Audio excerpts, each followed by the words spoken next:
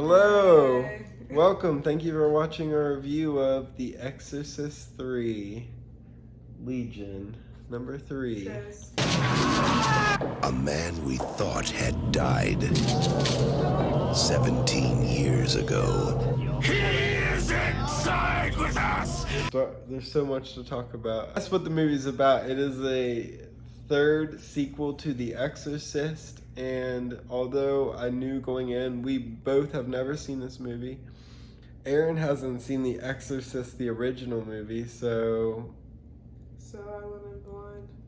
But she went in blind, but this movie really has nothing to do with that movie as far as plot goes. But we're gonna do another video where Erin watches Exorcist 1, so that should be good, right? How have you never seen The Exorcist, Erin?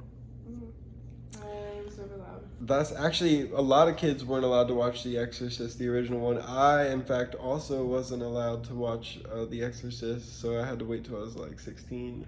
Exorcist 3 is a third sequel to the Exorcist movie, but it really does not have much to do with that movie. Although, that being said, I found a lot of parallels between this movie and that movie, which I'll get into here soon. But the head of the homicide unit is investigating murders by a serial killer named the Gemini Killer. Mm-hmm. And Erin is a Gemini. My birthday's June 6th. So, June 6th, what time? 6 a.m. So what does that mean? I'm different.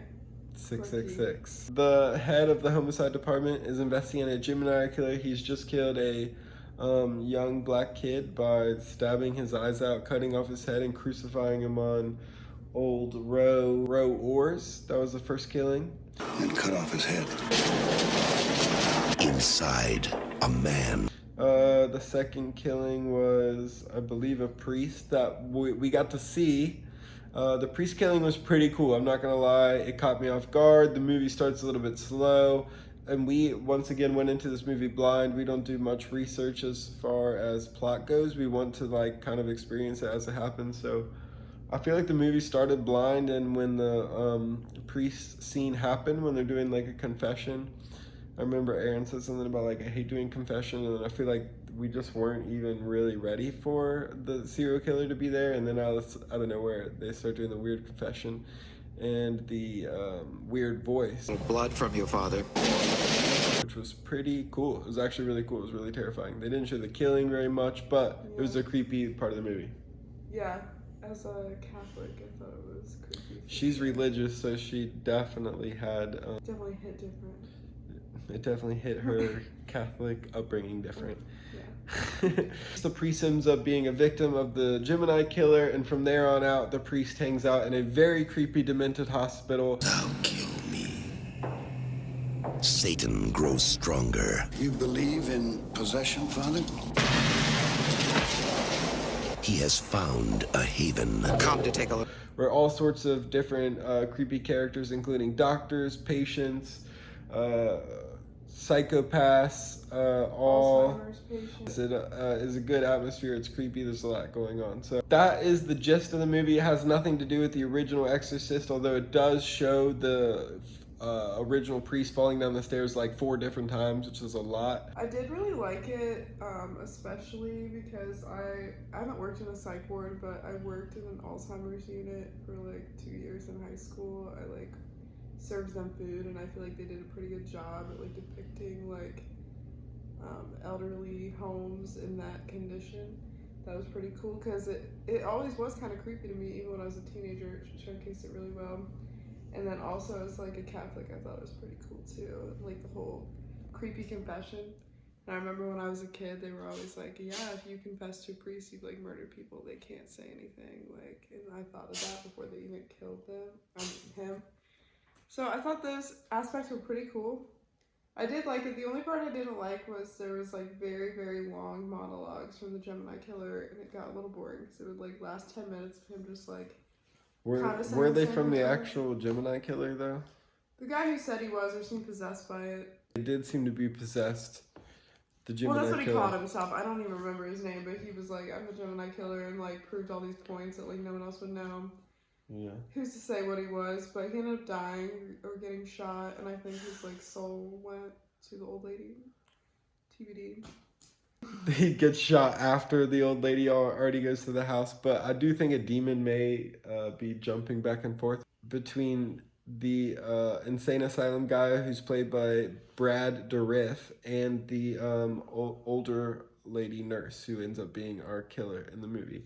So first off, we got a version that has like a director's cut, and it's not like a pretty director's cut. They added in a lot of very unfinished footage, and it literally goes from like HD beautiful shot to like some sort of like fuzzy 80s like really bad unfinished. That being said, I can see why they added it. I can see why a lot of people wanted to see the Brad Dourif performance, because from what we can tell, like I was saying, from what they cut out all of it. They only left his like crazy reactions, which were like didn't tell us anything, and it was just like him yelling at the cop character. We want to say that first off, we enjoyed some of the performance, but they let him go on and on Like and 10 on. minutes each time, and he did it like 3 times. So it was just like. So we're not no shade towards Brad Dourif and his performance, which was great. And I imagine when they were doing it, they wanted to let it roll, but it could have been edited to like a proper amount where it was like maybe 30 seconds and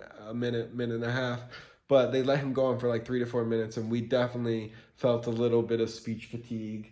Yeah. Or monologue fatigue every time he started going on his crazy rants. And there's just a few things that weren't necessarily bad, but I think they were maybe above my intelligence level. Like I didn't connect a couple things. Yeah, you make a really good point. If even you now haven't, I'm thinking about stuff, I'm like, we didn't pay attention enough, and that's on us. But like also I paid a good attention. I tried. There was a did couple not get parts where I something. zoned out. I think the priest talking to the cop.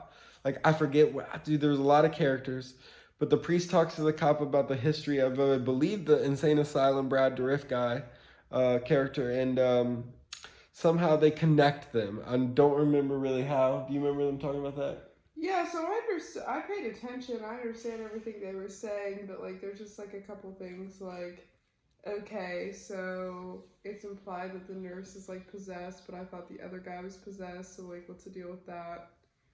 Old lady crawling on the ceiling. Nothing really seems to cover that. God. Except for somebody ends up dying. So, like, there's just little things like that where I feel like I paid good attention, but like... Let's not gloss over. There's a woman running or crawling across the ceiling.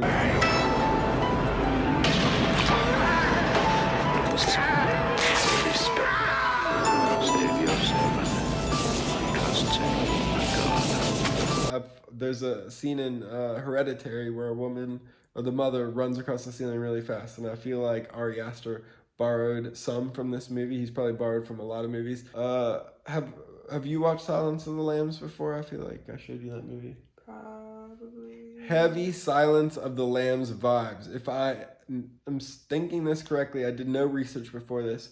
This movie came out before Silence of the Lambs, but they're very, very similar. Jodie Foster, police chief, and Jodie Foster is talking to Hannibal Lecter like the police chief is talking to Brad Dourif.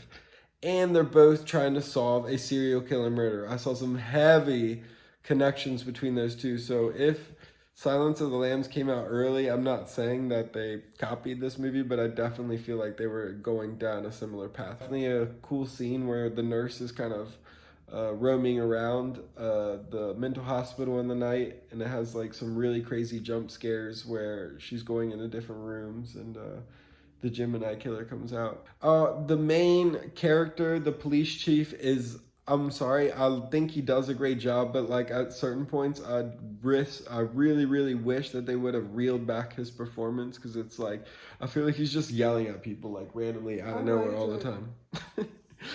We actually did grow to love it. At first we're like, dude, calm down, but then yell at people all the time. Yeah, but then we realized that he's like trying to find the Gemini killer, and it's pretty serious. There's another psychotic doctor who isn't the killer, but they try to insinuate it very heavily, and then when they go in his office, he has like pictures of naked girls and like tarot cards and all sorts of weird shit, which was definitely a weird concept to have for a doctor at a mental hospital.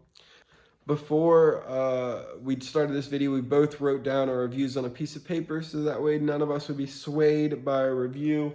Mm-hmm. Erin, what review 1 out of 10, 10 being the best, did you give this movie? I gave it a 6.5. Oh, okay. Because Yeah. I did like it. I did think some of it was confusing and I didn't love the monologues. But other than that, I kind of like that it was a different angle. I feel like a lot of horror movies, at least that I've seen, don't really play into like religion and like demons and like a Very strong yeah. religious themes throughout I the whole like movie. it. It's a little bit different than like the basic like movie that I feel like I always watch. Certainly does not hold your hand as an audience. In fact, and if you're not paying attention, which we were doing our best to pay attention, you probably will kind of get lost in what's going on. Very close. I want to say I said 7.3 and I brought it down to a 7. What is that?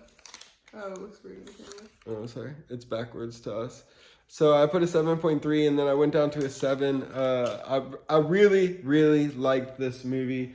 Besides a couple things, we watched a weird version where Brad Dourif's monologues go on and off, so it kind of caught us off guard. I think, and this is weird because like the version that didn't have director's cut was edited down to make it better, but I feel like they could have re-edited that version and made an even more tighter and like a little bit more concise movie, so it wouldn't be, I don't know, maybe so confusing at certain points when it could have just been more fun.